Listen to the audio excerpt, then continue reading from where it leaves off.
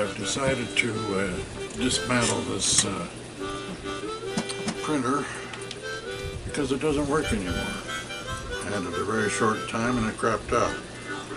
One of the same make I had just prior to it did the same thing. Had it for a short time and crapped out.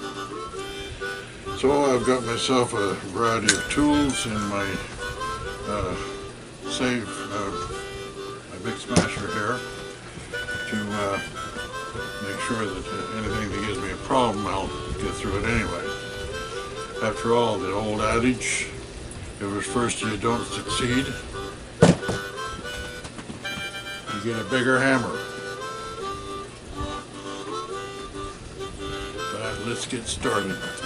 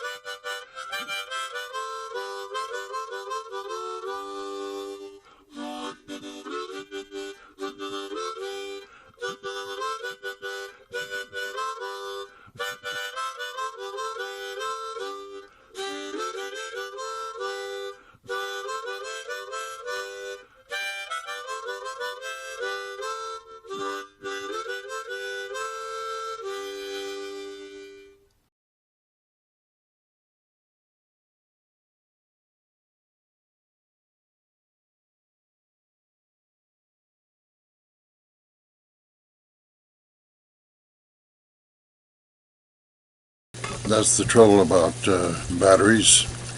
They don't whimper or cry, they just die silently and don't let you know that they're quit. And so the video I was recording died on me. At any rate, in an attempt of recovery, as you can see, I've gotten out from that printer two nice motors, a chip reading card, and a power supply, a self-contained unit. All I have to do is bring back the cord that goes to it.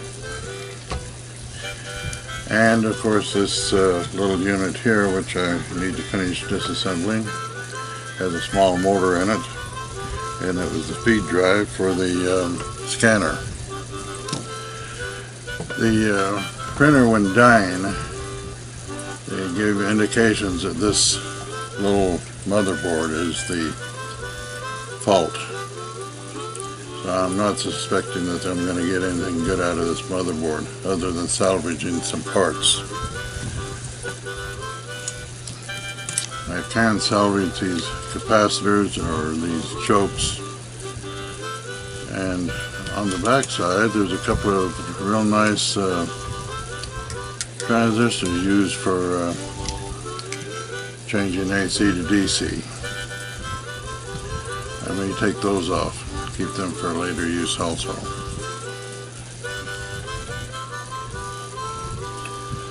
And then after that, that's scrap.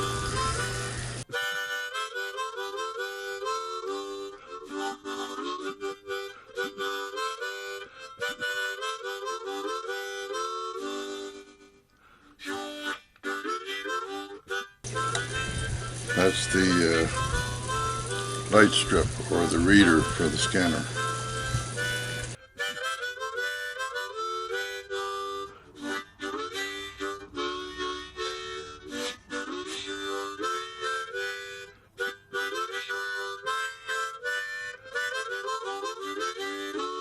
Very nice little worm gear. Those have certain handy uses and a good thorough control on speed.